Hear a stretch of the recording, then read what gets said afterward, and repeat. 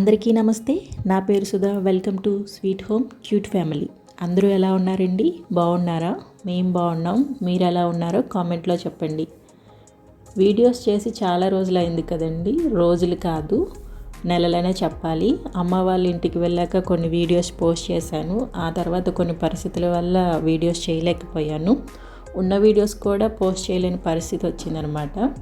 అవేంటి అనేది ముందు వీడియోస్లో చెప్తూ ఉంటాను. ఇక నుంచి వీడియోస్ రెగ్యులర్గా చేయడానికి ట్రై చేస్తానండి. అర్థం చేసుకొని సపోర్ట్ చేస్తారని కోరుకుంటున్నాను. ఇదైతే ఫ్రైడే వ్లాగ్ అండి. ఫ్రైడే పప్పు తోటకూర ఉండడం కోసం దాన్ని క్లీన్ చేయడానికి అనమాట.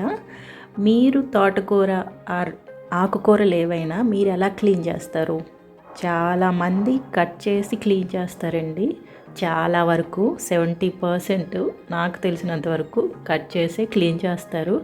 బట్ అలా చెయ్యొద్దు. ఆకుకూరలు ఏవైనా సరే ముందుగా క్లీన్ చేశాకే కట్ చేసుకోవాలి.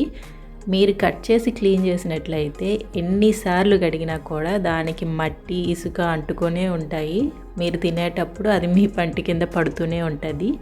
సో ఆకుకూరలు ఏవైనా క్లీన్ చేసేటప్పుడు ముందు కడిగిన తర్వాత కట్ చేసుకోండి. అది కూడా ఆకుకూరలు ఏవైనా ముందు బకెట్లో ఫుల్గా వాటర్ పట్టి వాటిలో ఒక 10 to 15 మినిట్స్ అలా వదిలేయండి. ఇలా చేస్తే ఏంటంటే ఆకుల మీద ఉండే మట్టి ఇసుక అంతా మెల్లగా కిందకి వెళ్ళిపోతుంది. తర్వాత మనం ఆ నీటిని ఎక్కువగా కదపకుండా మెల్లగా పైన ఆకులు అలా తీసి ఇంకో నెక్స్ట్ 2-3 టైమ్స్ క్లీన్ చేసుకుంటే మొత్తం ఎక్కడ ఏ డస్ట్ లేకుండా క్లీన్ అయిపోతుంది. సో ఆకుకూరలు తోటకూరనే కాదు, పాలకూర, చుక్కకూర, మెంతికూర ఏ కూరలైనా ముందు నీటిలో కాసేపు వదిలేసాక క్లీన్ చేసుకొని కట్ చేసుకోండి. ఎవరి వరకు ఎందుకు, మా అమ్మ కూడా ఇలాగే కట్ చేసి క్లీన్ చేసేది. ఇప్పుడు మానేసిందిలండి. అంటే నేను చెప్పిన తర్వాత ఇప్పుడు మానేశారు. అంటే క్లీన్ చేసాకే కట్ చేసుకుంటుంది. ఎందుకంటే అది ఎక్స్పీరియన్స్ అయితే కానీ వినరండి, పెద్దవాళ్ళు కదా. ఆకుకూర ఎప్పుడు కట్ చేసి క్లీన్ చేస్తే ఇసుకుంటూనే ఉండేది, తినేటప్పుడు పంటి కింద పడుతూనే ఉంటుంది, ఇంట్లో వాళ్ళతో తిట్లు పడుతూనే ఉంటాయి మనకి. సో దానికన్నా ఇలా క్లీన్ చేసుకోవడం బెటర్ అని నా ఒపీనియన్. ఇదైతే నా ఉచిత సలహా అనుకోండి. సో ఇక వ్లాగ్లోకి వెళ్తే ఫ్రైడే కదండి, బాబుని స్కూల్లో దింపేసి వచ్చి నేను ఫ్రెష్ అయ్యి గుమ్మానికి వాటికి ముగ్గులు పెట్టుకుంటున్నాను అనమాట. సో నా పూజ అదంతా చాలా సింపుల్గానే ఉంటుంది, పెద్ద హడావిడి ఏమి ఉండదు. గుమ్మానికి పూజించేసుకున్న తర్వాత బయటకు కూడా ముగ్గు పెట్టేశాను. పూజ అయినా ఏదైనా చేయాలంటే మా బాబు స్కూల్కి వెళ్ళాకే చేయాలండి. ఇంట్లో ఉంటే అస్సలు చేయనప్పుడు వాడి వెనక పరిగెడుతూనే సరిపోతుంది. ఇంతకుముందు కూడా చెప్పినట్టున్నా కదా, చేయనిస్తాడు. అంటే వీడియో తీసుకోవడం ఇవన్నీ నాకు కుదరదు అనమాట. ఇక్కడ నేను పూజ చేసేటప్పుడు నా పక్కనే కూర్చుంటాడు. సో అవన్నీ ఒక్కొక్కటి తీస్తూ ఉంటాడు అనమాట. లేదంటే ఇప్పుడు నేను కెమెరా పెట్టాను కాబట్టి కెమెరాని కదుపుతూ ఉంటాడు. సో తను వెళ్ళిన తర్వాతే నేను ఏదైనా చేయగలను. తను లేవకముందు చేసుకోవచ్చు కదా అనొచ్చు. తన పక్కన పడుకుంటేనే వాడు కూడా పడుకుంటాడు. లేకపోతే మనం ఎప్పుడు లేస్తే అప్పుడే లేచేస్తాడు. నేను ఇది 4కో 5కో లేచి చెయ్యొచ్చు, బట్ నాతో పాటు తను కూడా లేస్తాడు. సో తను లేచేటప్పుడే నేను లేవాలి కాబట్టి నాకు అవ్వదండి. వాడిని స్కూల్కి పంపించాక మాత్రమే నేను చేసుకోగలను అనమాట. నా పూజ అయితే వెరీ సింపుల్, ఏమీ ఉండదు, పెద్ద హడావిడి ఏమి ఉండదు. జస్ట్ మామూలుగా దీపం పెడతాను. ఫ్రైడే కాబట్టి ఎక్స్ట్రాగా ధూపం కూడా వేస్తానండి, సాంబ్రాణి ధూపం. ముందు దేవుడికి ధూపం చూపించేసి దాన్నే ఇల్లంతా తిప్పుకొస్తాను అనమాట. మొత్తం బెడ్రూమ్లు, ఇంటి గుమ్మం, బీరువాలు అన్నీ తీసి, డోర్స్ అన్నీ తీసి ఓపెన్ చేసి అందులో కూడా ధూపం వేస్తాను. ఇలా దీపం పెట్టి ధూపాలు వేస్తే, పూజలు చేస్తే కోరికలు తీరుతాయా, దేవుడు కరుణిస్తాడా, దేవుడు కనిపిస్తాడా అని చాలామందికి డౌట్లు ఉంటాయి కదా. నిజానికి ధూపాలు దీపాలు అన్నీ దేవుడి కోసం అయితే కాదండి. నిజమే, మన కోసం అవి. ఎందుకో చెప్తాను. దేవుడు దీపమే పెట్టాలి, ధూపమే వేయాలని ఎక్కడా చెప్పినట్టు నేను వినలేదు. పురాణాల్లో అవి ఉన్నాయో ఏమో నాకు తెలియదు మరి. బట్ నాకు తెలిసినంత వరకు దేవుడికి ఏమీ అవసరం లేదండి. మంచి మనసుతో, అంటే ఏ ఆలోచన లేకుండా మైండ్ అంతా దేవుడి మీదే పెట్టి ఒక్క నమస్కారం పెట్టుకున్నా చాలు. ఇది మాత్రం నేను మా తాతయ్య దగ్గర నేర్చుకున్నాను. ఆయన కనీసం చేతులెత్తి దండం కూడా పెట్టాడు దేవుడికి. ఊరికి అలా దేవుడి ముందు నించొని ఆయన పటం అలా చూస్తూ ఉంటారనమాట. కాసేపు అలా ఒక 5 to 10 minutes అలా నించొని లాస్ట్లో తన గుండెల మీద చేయి పెట్టుకొని వెనక్కి రిటర్న్ అయిపోతారు. తను చేతులతో దండం పెట్టడం నేను పుట్టినప్పటి నుంచి ఇన్నాళ్ళలో ఒక్కసారి కూడా నేను చూడలేదు.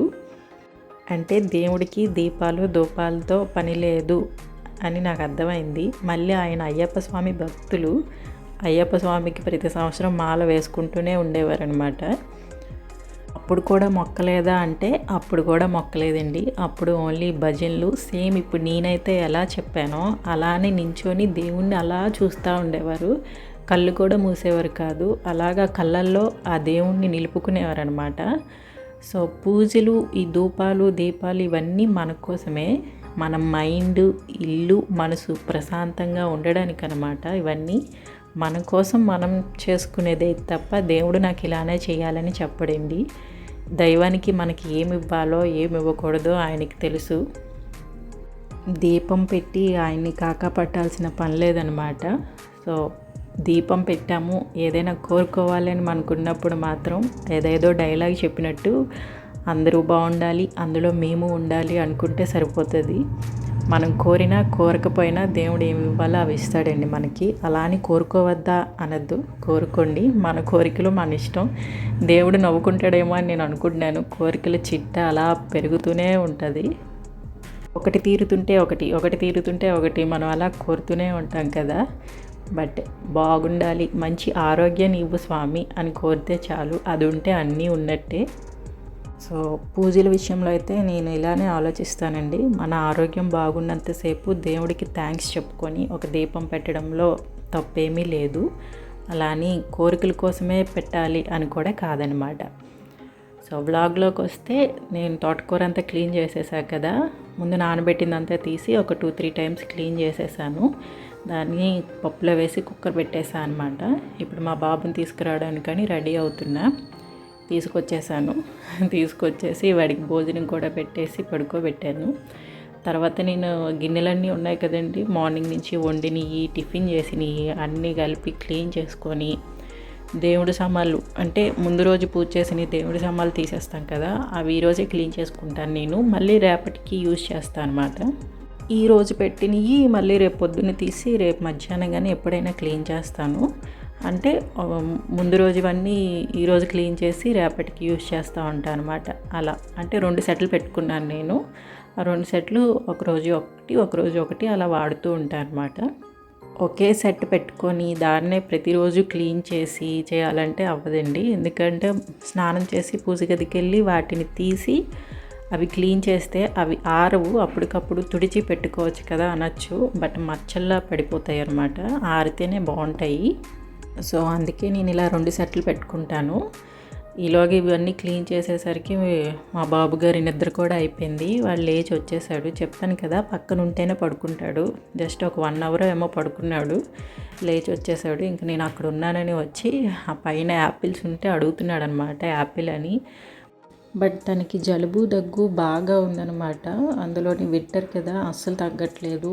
ఏ ఫ్రూట్ ఇద్దామన్నా కూడా భయంగానే ఉంది. ఫ్రూట్స్ తింటే మళ్ళీ ఎక్కువైపోతుందేమో అని. ఫ్రూట్స్కి దానికి సంబంధం లేదు అనొద్దండి. ఏం తిన్నా కూడా వాడికి ఓవర్గానే వచ్చేస్తుంది బాగా జలుబు. అందుకే ఇవ్వటానికి భయపడుతూనే ఇస్తాను నేను. బట్ పిల్లలు కదా, ఇచ్చే వరకు ఒప్పుకోరు, అల్లరి చేస్తూనే ఉంటారు. ఫ్రూట్సేగా ఏమీ కాదని ఇస్తుంటా కానీ నెక్స్ట్ డే మళ్ళీ నేనే బాధపడాలి వాడు జలుబు చూసి. పిల్లలకి ఏది రాకే పోవాలి, వచ్చిందంటే అసలు ఏమీ తగ్గదండి. చాలా టైం తీసుకుంటుంది తగ్గడానికి. కిచెన్లో మా పని అయిపోయింది, టీవీ చూడటానికి వెళ్ళిపోతున్నాం అనమాట ఇప్పుడు. సో ఇక్కడితో ఈ వీడియో ఎండ్ చేస్తున్నాను. మీకు కనుక ఈ వీడియో నచ్చినట్లయితే లైక్ చేయండి, షేర్ చేయండి, సబ్స్క్రైబ్ చేసుకోండి. నెక్స్ట్ వీడియోలో మళ్ళీ కలుద్దాం. అంతవరకు సెలవు, బాయ్.